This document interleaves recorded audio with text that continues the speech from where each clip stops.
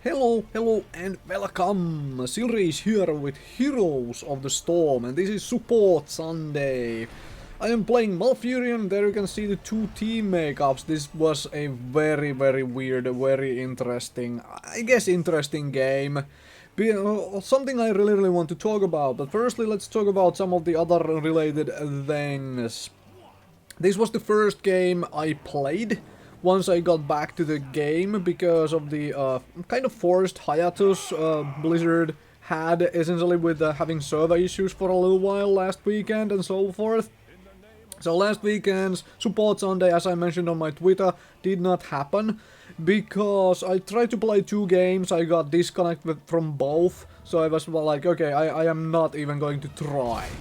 Because it wasn't very much fun for anybody, for me to record or whatever else. Here, this was the first game and I didn't record original audio for this because this was the first game. My mechanics are complete garbage on this game because I have been way away from the game for a while. This was essentially a practice game. I just happened to play on a Malfurion and end up with this very strange team setup. So we have an Abathur, we have Nova, and we have no real front line whatsoever. Essentially our front line is an Illidan.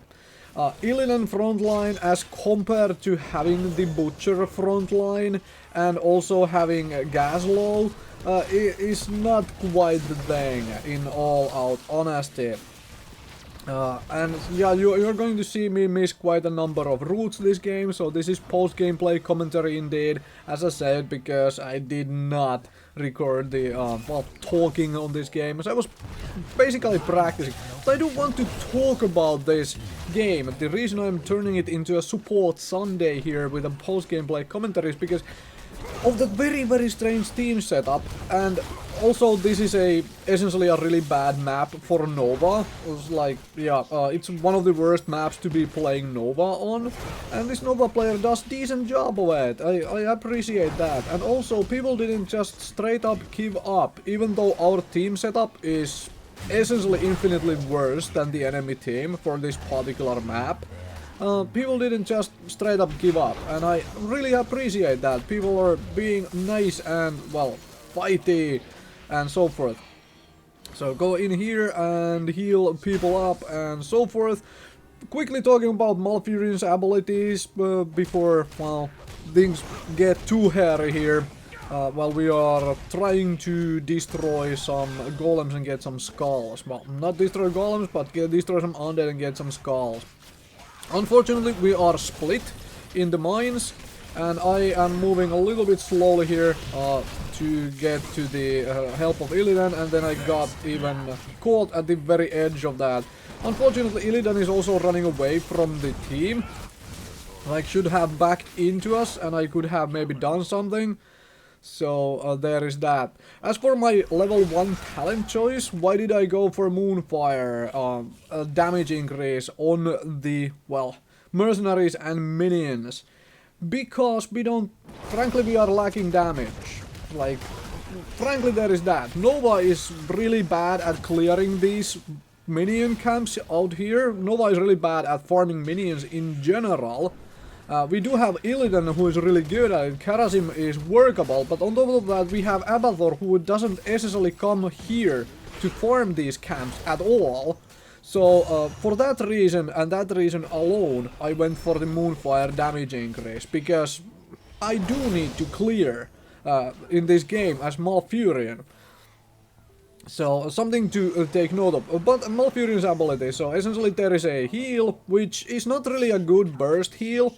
And this was very nice by the team. The team actually reacted to this. It's like, yeah, we can't really get more than that on the, well, how would I say, in the mines. We can't really get more than that in the mines. So let's get Bruiser Camp. At least try to get something while they are busy killing the golem. And we managed to do that. Very nice from this team. I actually really enjoyed that.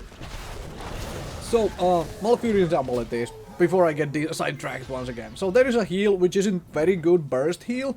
So when you are playing with a Malfurion on your team, you have to realize that you are kind of lacking a burst healer.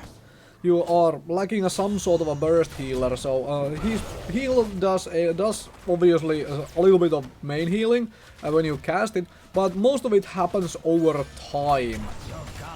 So as you can see there. So it's a bit of a heal, and then a whole lot of it happens over time. And of course there is the Moonfire, which hits things for a little bit of damage and with a very short 3-second cooldown. And also there it reveals targets for 2 seconds after they're being hit. As for the siege golems, remember to let the enemy golem, this big beastie thing here, remember to let it get past the enemy towers, the enemy turrets, before you capture the siege golems. And then you can have them destroy this golem from the safety of your base, essentially. As you can see here, they are just chucking rocks at it.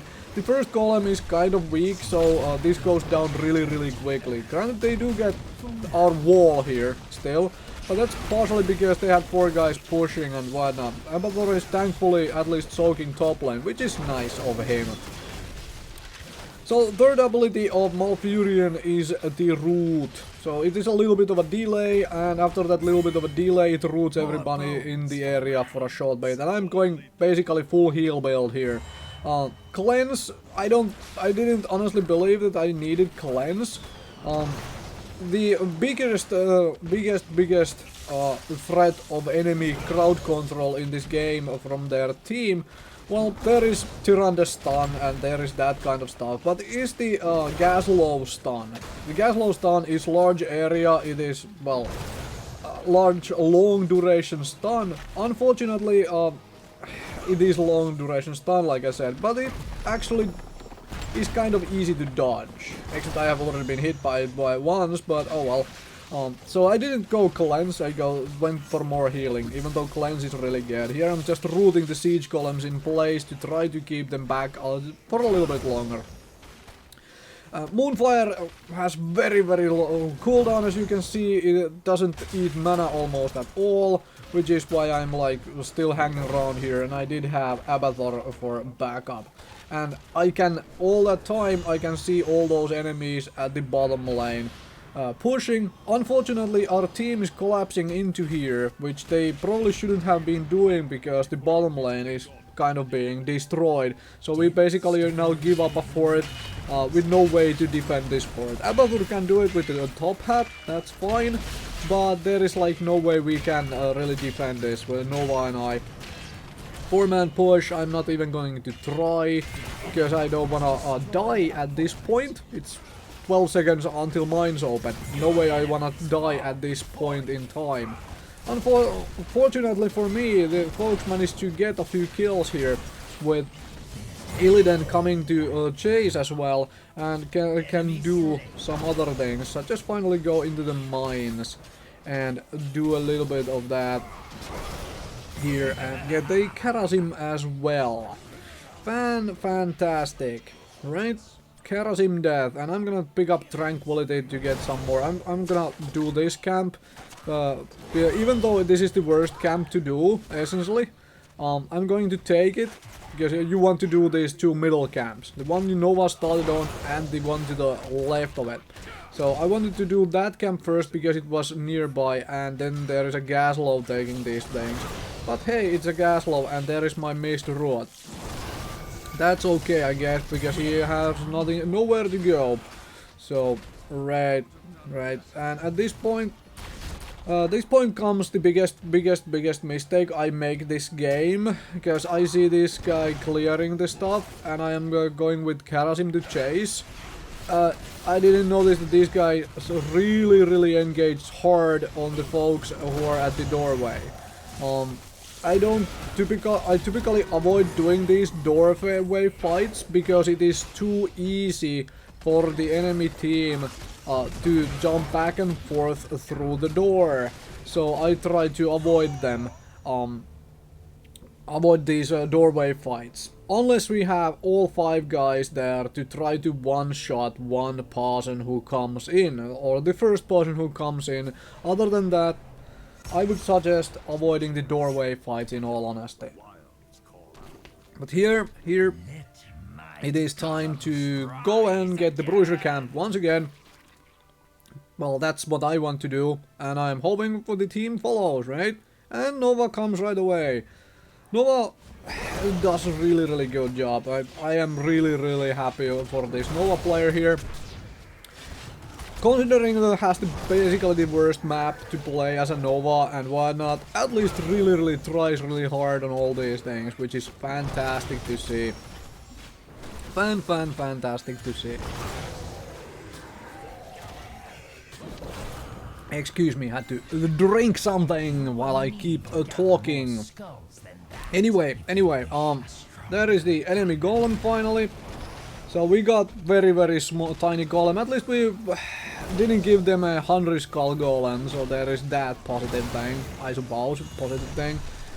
Illidan is out there fighting a little too much, in my honest opinion, for this game. Like at this point, if we had a live Illidan and I managed to save Nova, but if we had Illidan alive and so forth, we could probably have done something about this push overall. But we have too many people dead. There is no real way to truly defend against this, just as a Malfurion and Nova.